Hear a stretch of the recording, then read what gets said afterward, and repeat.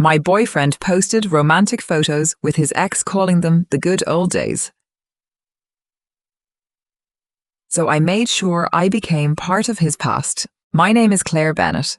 I'm 27 years old, and until last Thursday, I believed I was in one of the healthiest relationships I'd ever had. Ethan Carter and I had been together for 18 months. We weren't living together yet, but we practically were. His toothbrush sat in my bathroom, my clothes were scattered around his apartment, and we'd already met each other's families more than once. We'd even started talking about finding a place together someday. Everything felt steady, or at least I thought it did. Last Thursday evening, Ethan was getting ready for dinner at my apartment while I scrolled through Instagram on the couch. When my feed refreshed, his face appeared on my screen. I smiled until I saw who was standing beside him. Olivia, his ex-girlfriend from college. He had just posted 4 romantic photos of the two of them, watching a sunset with his arm around her, sharing a coffee shop selfie with her head on his shoulder, wearing matching Halloween costumes, and laughing together on a hiking trail. They didn't look like old friends. They looked like a couple. Then I read the caption. The good old days. Sometimes you have to appreciate what shaped you. The post had been up for less than 30 minutes, but it already had more than 60 likes. The comments were even worse. You two were so cute. I miss this era. Still my favorite couple. I couldn't take my eyes off the screen. The problem wasn't that Ethan had a past. So did I. The problem was that while we were building a future together, my boyfriend had chosen to publicly celebrate his past instead. I'd never asked Ethan to erase Olivia from his past or pretend she hadn't mattered. What bothered me was that he had chosen to dig up 4 romantic photos, post them publicly with the caption, the good old days, and do it while we were getting ready to have dinner together. Ethan walked out of the bedroom, fastening his watch. You ready? I held up my phone. Can we talk about this first? I glanced at the screen and sighed. What now? The pictures with Olivia and the caption. Oh my God, Claire! That reaction stung almost more than the post itself. I'm not trying to start a fight, I said. I'm asking why you'd post romantic photos with your ex and call them the good old days. It's nostalgia. That's fine, but posting them publicly while you're in a relationship feels disrespectful. He shrugged. We had good times. I'm allowed to remember them. I never said you weren't. Then what's the problem? The problem is you're celebrating that relationship while you're in one with me. Ethan rolled his eyes. Don't be insecure. A knot tightened in my chest. I'm not insecure. I'm telling you something you did hurt me. They're old pictures. Then why post them now? Because I wanted to. And the caption? Because those were good days. He answered so casually that it almost made me question whether he heard himself. I looked him straight in the eye. What am I supposed to think when my boyfriend posts romantic pictures with another woman and tells everyone those were the good old days? You're supposed to understand I had a life before you. I do. Apparently not. At that moment, I realized Ethan wasn't trying to understand me anymore. He was only trying to prove my feelings were wrong. I grabbed his keys. Are we going to dinner, or are you going to keep being jealous over nothing? Jealous. Insecure. Ian had a different label for everything except what I was actually feeling. Disrespected. I stood. You should go home tonight. He stopped at the door. Seriously? Over Instagram? No, over this conversation. He laughed without any humor. Unbelievable. You haven't asked once why this hurt me. Because it shouldn't. That was all I needed to hear. I had spent the last 10 minutes explaining my feelings, and Ethan had decided the problem wasn't what he'd done. The problem was that I dared to be hurt by it. Go home, Ethan. His jaw tightened. Fine. He opened the door, then looked back one last time. When you calm down, you'll realize how ridiculous this is. The door slammed behind him. I stood alone in the silent apartment, replaying the conversation in my head. 20 minutes later, I found myself opening Instagram again, rereading the caption and scrolling through the comments, hoping I'd somehow misunderstood. I hadn't misunderstood anything. If those photos truly meant nothing, why had defending them mattered more than listening to me? And why was Ethan so determined to convince me I was irrational over something he never would have accepted from me? I opened Facebook. My profile still read, in a relationship with Ethan Carter. I stared at it for a few seconds before changing it to single. No dramatic post. No explanation. Just one word. Then I texted him. The status updated to single. Now you can have all the new days you want with whoever you want. We're done. I turned my phone off. The next morning it exploded with 23 missed calls and dozens of texts. The first ones were angry. Are you kidding me? You changed your relationship status. To call me. By that night, the anger had turned into panic. Claire, please answer. My parents saw it. I'm sorry, I shouldn't have posted those pictures. I deleted them. Please change your status back. Everyone can see it. I read the message twice. He never said he'd hurt me. He never admitted calling me insecure was wrong. I was only worried because everyone could see it. I made coffee before replying. You dismissed my feelings, called me insecure, and refused to see why posting romantic photos with your ex was disrespectful. I ended the relationship last night. Facebook is only reflecting reality. His reply came almost immediately. You're seriously breaking up with me over Facebook? No, I'm breaking up with you because of how you treated me when I told you I was hurt. A few moments later, another message appeared. My dad just called asking what I did wrong. Do you know how humiliating that is? For the first time since seeing Olivia's face on my screen, I wasn't angry anymore. I simply replied, maybe you should tell him. Then I blocked his number, Instagram, and Facebook. I honestly thought that would be the end of it. I was wrong. The following Monday, my phone rang during lunch. Unknown number. I answered anyway. Claire Bennett? Yes. This is Ethan's father. There wasn't even a greeting. I'd like to know why you decided to publicly humiliate my son. With respect, sir, I didn't humiliate Ethan. We broke up first. My relationship status simply reflected that. You couldn't have handled it privately. My wife has spent the weekend answering questions. Ethan is devastated. One argument didn't end our relationship. Then what did? I took a slow breath. I think Ethan left out the most important part. Those weren't random old photos. They were romantic pictures with his ex-girlfriend, posted while we were still together under the caption, "The good old days." When I told him it hurt me, he called me insecure instead of listening. The line went quiet. When he finally spoke again, his voice sounded very different. He never told us that.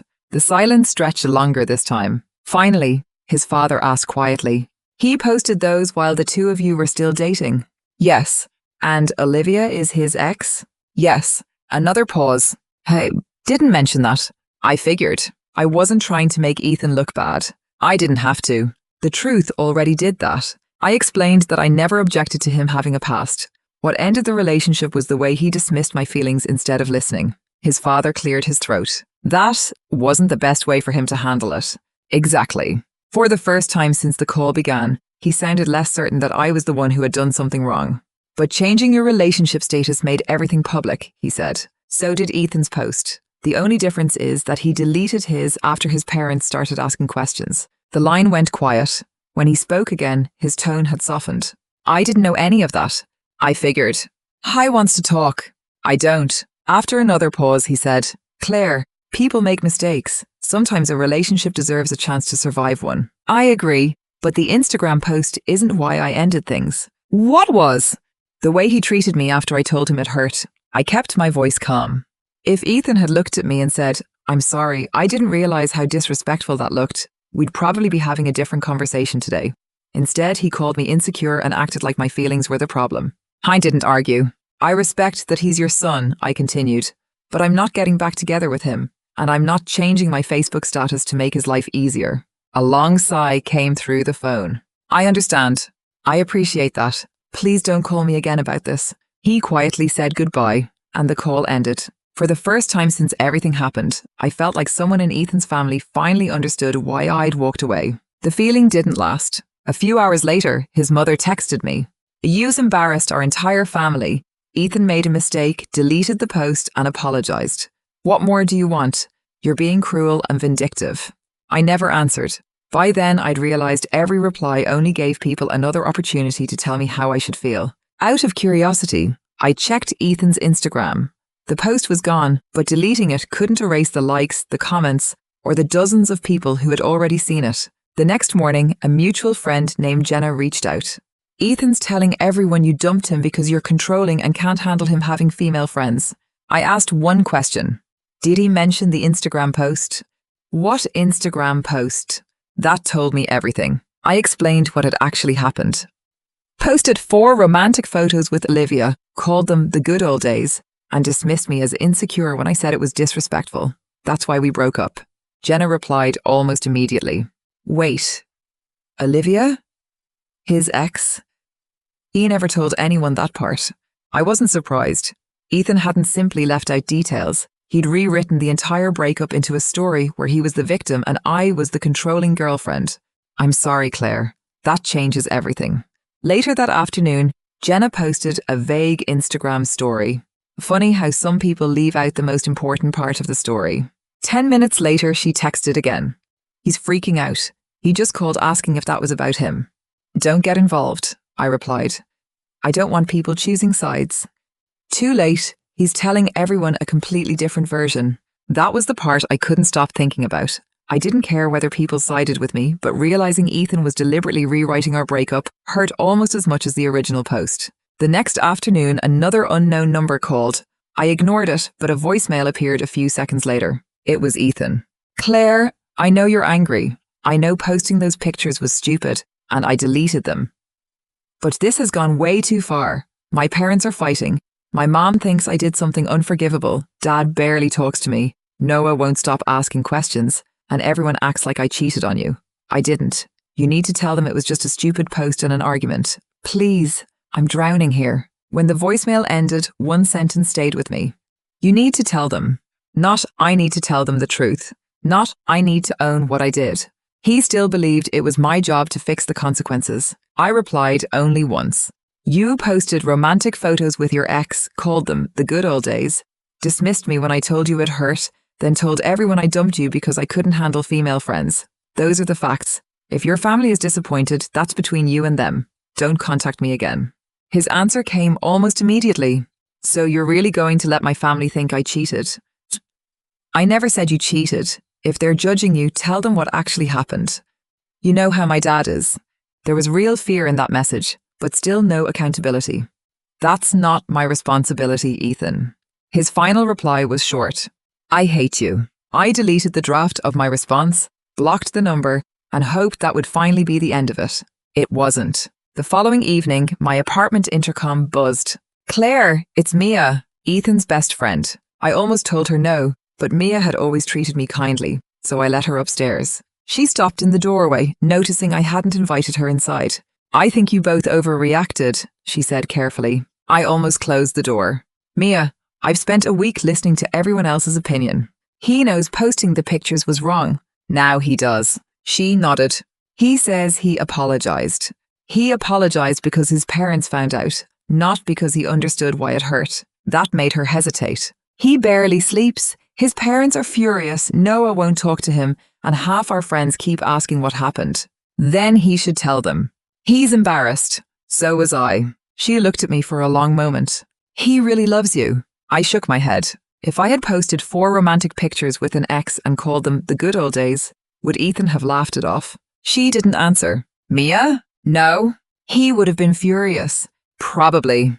So why am I expected to accept something he never would? She let out a quiet sigh. I guess you aren't. I'm not saying I can't forgive him. I'm saying I can't trust him anymore. She looked down at the floor. He says you're stubborn. I smiled without humor. No, I'm just done carrying a relationship by myself. For the first time since she'd arrived, Mia had nothing left to say. Before leaving, she stopped at the elevator. For what it's worth, I told him the post was messed up. I appreciate that. After she left, everything suddenly became clear. Ethan's father had called. His mother had blamed me. Ethan kept finding new numbers. Now even his best friend had come to my apartment. Different people, same request. Everyone wanted me to make Ethan's consequences disappear. The next evening, I came home to find 6 handwritten pages taped to my apartment door. Across the first page, Ethan had written, "Blocked me everywhere, but you need to hear this." I almost threw the letter away. Instead, I made tea, sat at my kitchen table, and started reading. The letter started with an apology. Halfway through the first page, it became an explanation. By the second page, Ethan was blaming me for misunderstanding him. The rest focused almost entirely on his parents and how one conversation from me could fix everything.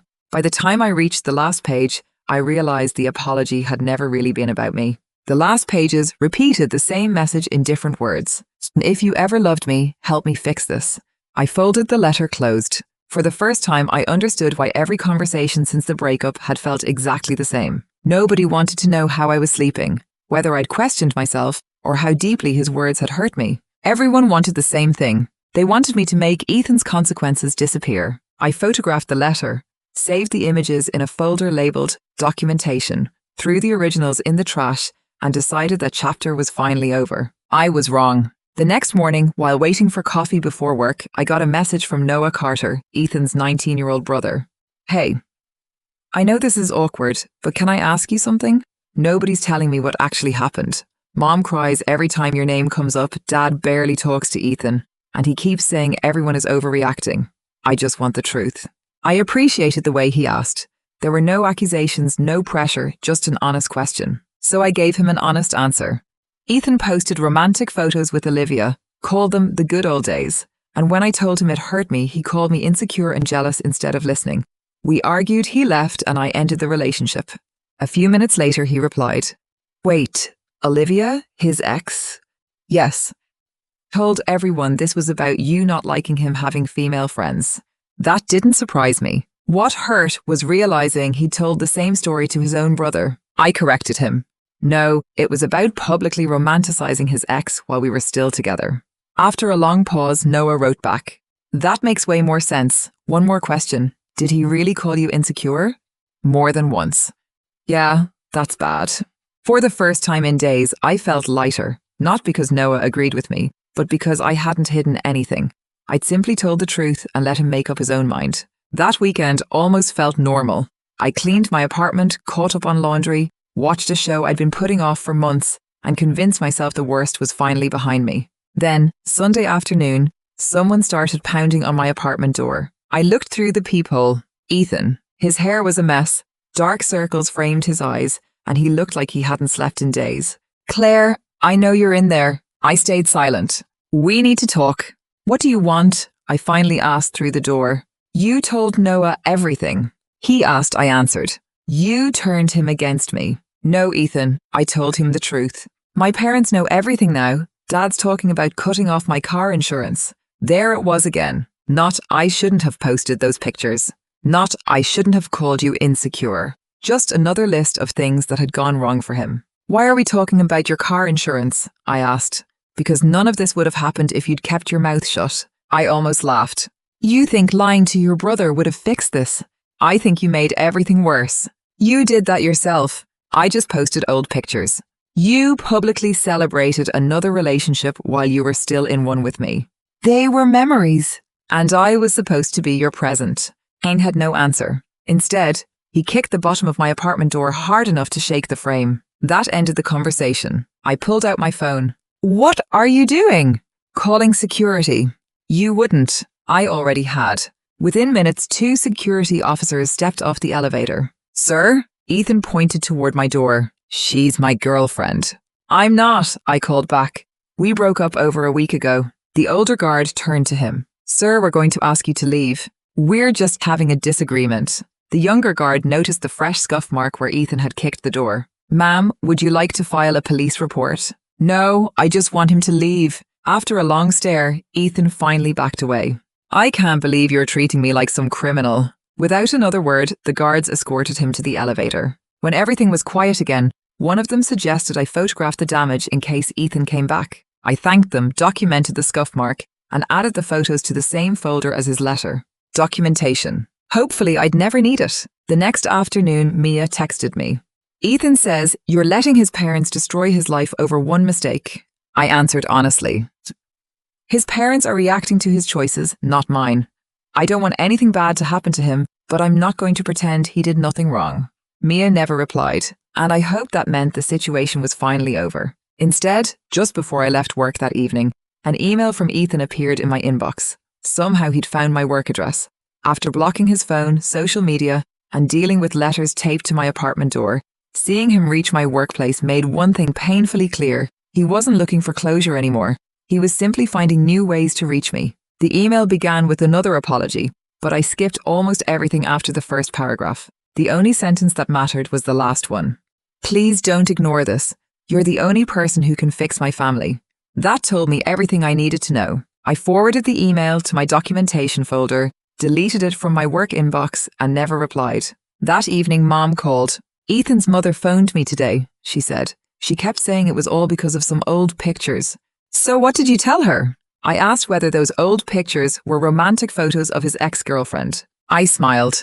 She didn't have much to say after that. Mom's voice softened. I told her my daughter doesn't owe anyone an apology. The people asking you to fix this are the same people who never expected Ethan to prevent it. That conversation lifted a weight I hadn't realized I was still carrying. The next afternoon, Jenna called with another update. Ethan had gone to O'Malley's, where our friend group usually met, hoping to explain his side of the breakup. How'd that go? Not well, she admitted. Someone asked why he posted romantic pictures with Olivia while dating you. And? He kept saying they were just memories. One of his teammates asked why he'd called those pictures the good old days while he was dating you, Jenna said. Ethan just sat there. That silence answered the question better than anything he could have said. He still blames you, she added. He says if you'd changed your Facebook status back, none of this would have happened. I shook my head.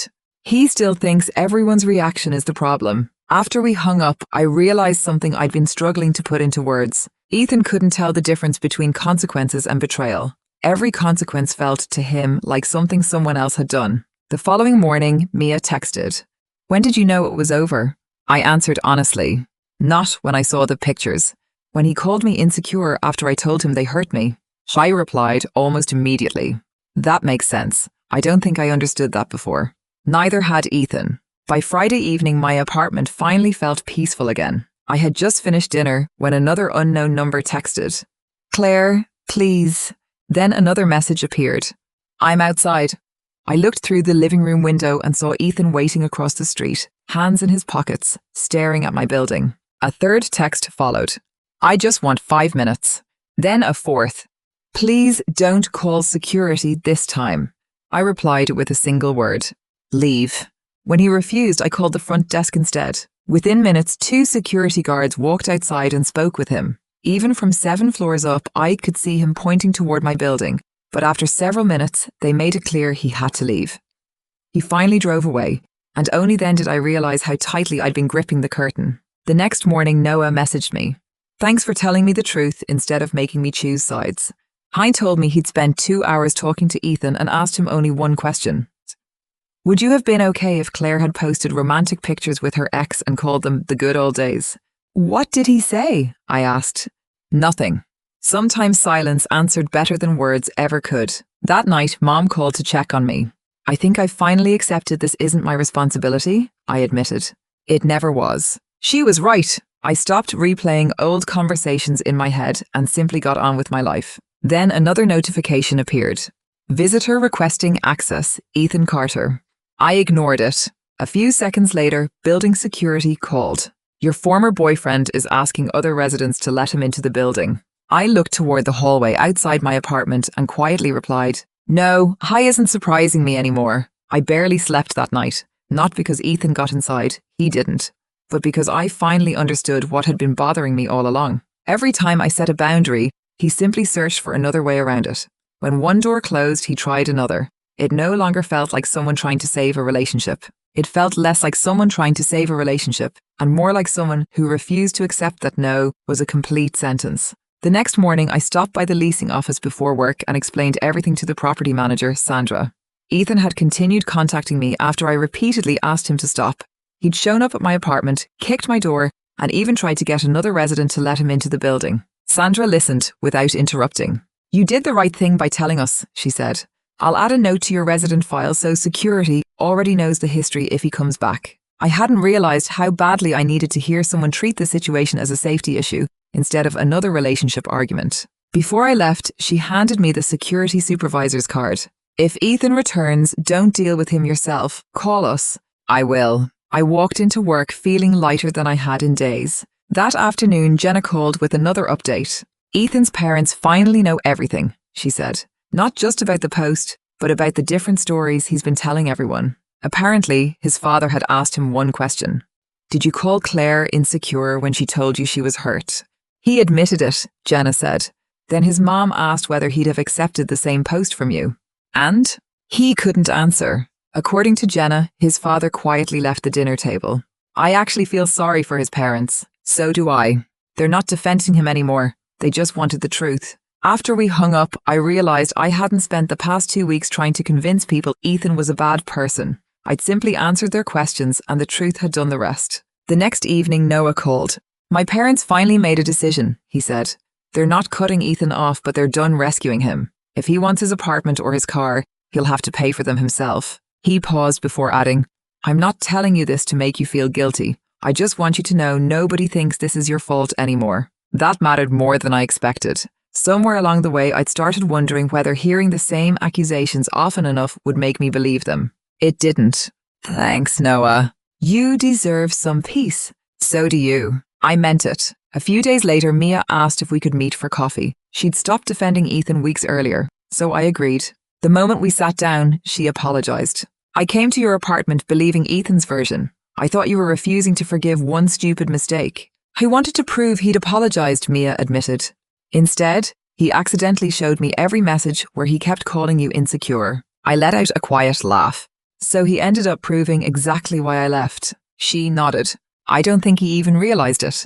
He never realized those screenshots proved your point instead of his. Mia stirred her coffee. I kept waiting for him to admit he handled that conversation terribly. Did he? No, he still thinks everyone focused on the wrong thing. The pictures? Mia shook her head. The Facebook status? Of course. Even after everything, Ethan still believed the problem wasn't what he'd done. He believed the problem was that people had found out. Before we left, Mia said quietly, I don't think you're getting back together with him. I'm not. I figured. She hesitated before adding, I just wanted you to know, I understand now. We hugged goodbye. Not because we'd suddenly become close friends, but because she'd finally been willing to admit she'd judged me too quickly. The next morning, I woke up to something I hadn't experienced in weeks. Silence. No missed calls. No unknown numbers. No emails waiting in my inbox. Around noon, Jenna texted me. You'll probably hear this anyway. Ethan's moving back home this weekend. His parents are willing to help him start over, but they're done paying his rent. I read the message without satisfaction. It didn't feel like punishment. It felt like the first time someone expected Ethan to take responsibility for his own life. The next day I had lunch with my parents. Dad studied me for a moment before asking, You doing okay? I think so. You don't seem angry anymore. I'm not. I finally stopped trying to explain myself. He smiled. That's usually when you start healing. Mom reached across the table and squeezed my hand. You know what I'm proud of? You never tried to destroy him. She was right. I never posted screenshots, exposed private messages, contacted his employer, or went looking for revenge. I simply refused to lie. As we said goodbye, Dad hugged me. I'm proud of you. For what? For choosing self-respect instead of keeping the peace. I carried those words home with me. That evening, another unknown number texted. I just wanted to apologize in person. Is that really so terrible? It was Ethan. Again. I replied with 2 words. No more contact. Then I blocked the number. 3 quiet weeks passed before Ethan tried one last time. By then, I'd blocked every number Ethan used. Security at my building knew who he was, and life had almost returned to normal. Then, one Tuesday morning, my apartment app sent a notification. Visitor waiting outside. I looked out the window. Ethan stood beside the entrance, hands buried in his pockets, waiting for me to come downstairs. Instead, I called security. My ex-boyfriend is outside again. I don't want any contact. Within minutes, 2 guards asked him to leave. I watched from my window until he finally walked back to his car. An hour later, another unknown number texted me. I only wanted to apologize. Then another message. You got what you wanted. I lost everything. My parents don't trust me. My friends stopped calling. I had to move home, and I can't afford my apartment anymore. Are you happy now? I read every message once before setting my phone aside. What struck me wasn't anger anymore, but how little had changed. He still talked only about what he'd lost, never about calling me insecure, dismissing my feelings, or lying about why we'd broken up. His apology was still about him. I sent one final reply. You didn't lose these things because of me. You lost them because of the choices you made after I told you I was hurt. I've asked you repeatedly not to contact me. If you keep finding new ways to reach me, I'll treat it as harassment. This is my last response. I blocked the number and never heard from him again. A week later, Mom called. Ethan's mother emailed me asking if you'd forgive him. What did you say? I didn't. Why? Because forgiveness and getting back together are 2 different things. I smiled. I was thinking the same thing. By then, no one in Ethan's family blamed me anymore. Not because I'd convinced them, but because the truth had eventually reached everyone. About a month later, Jenna invited me to a birthday dinner. It was the first social gathering I'd attended since the breakup, and for the first 20 minutes, no one mentioned Ethan. Eventually, Jenna smiled. You know what surprised everyone? You never tried to humiliate him. You just walked away. I think that bothered him more than a fight would have. She nodded.